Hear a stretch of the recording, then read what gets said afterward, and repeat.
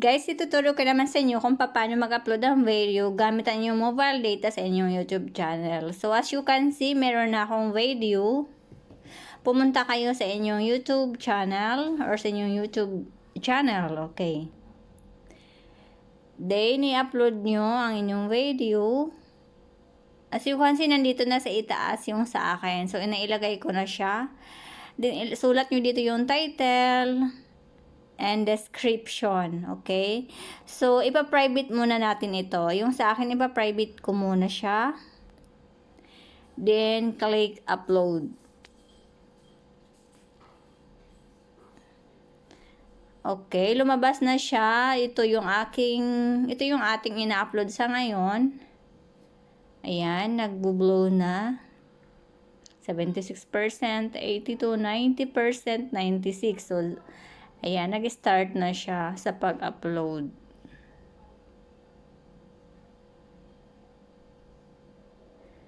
Then, i-wait nyo siya hanggang umabot ng 100%.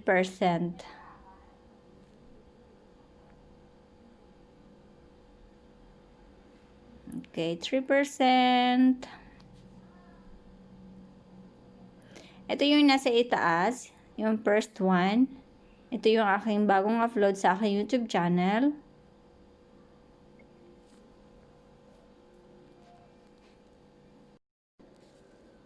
%, 95%.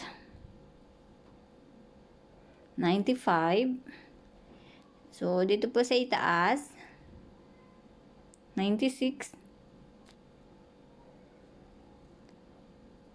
So, may nakasulat 96% uploaded, 97% uploaded, about 15 seconds remaining. So, ayan na po, malapit na. 98, 11 seconds, 10 seconds, 9 seconds.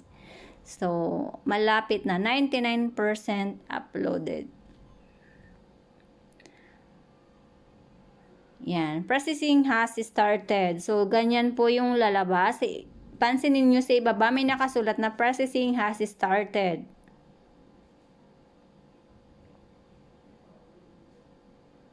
So, mag-wait tayo. Kung napansin niyo to, meron na siyang blue na siya lahat kasi ibig sabihin na i-process na siya, complete na ang ating paglagay ng video sa ating YouTube channel. Yan, naka-process na.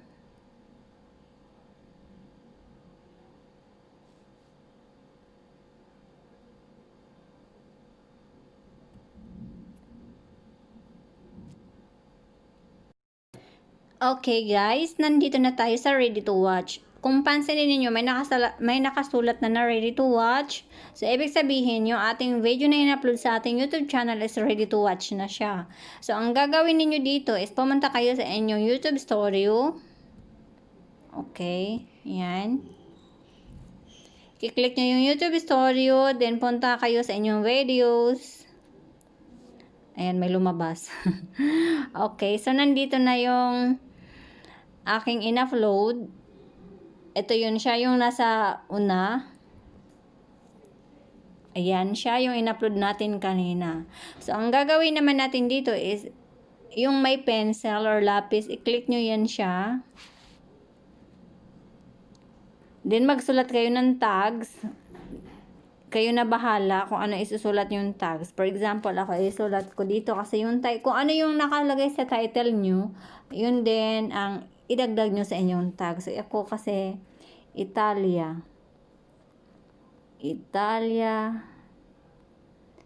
Stati 2020. Yun kasi yung title ko. So, yan muna. Kasi gusto ko lang naman pakita sa inyo kung ano yung tags. Okay? Tapos, bahala na kayo magdagdag. So, since click monetize channel na ako, i-click on ko tong monetization or monetize with ads kasi nga monetize channel na ako. Yan. Allow comments. People and vlogs. Ayan. Then, isi-save nyo siya.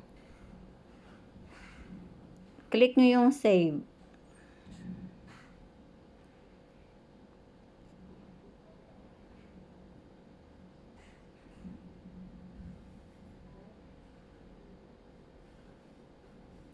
Yan, naglo-loading siya. Ayun na po. Tapos, kung pansinin ninyo kanina, yung naka-lock siya, naka-private siya, ipapublic nyo yan to. Ito ipapublic nyo. Kasi di ba naka-private siya, ipapublic nyo siya. Yan, public. Pero hindi ko to gagawin sa ngayon kasi ayaw ko pang ipublic ang aking video. So, pag pinadlik nyo to siya, tapos isi-save, ganun din ang proseso. Magiging ready na siya to watch or mapapanood na siya ng inyong mga ka-YT friends. Okay? So, ganun lamang po kasimple at sana may natutunan kayo sa aking video today and thank you for watching. Bye-bye!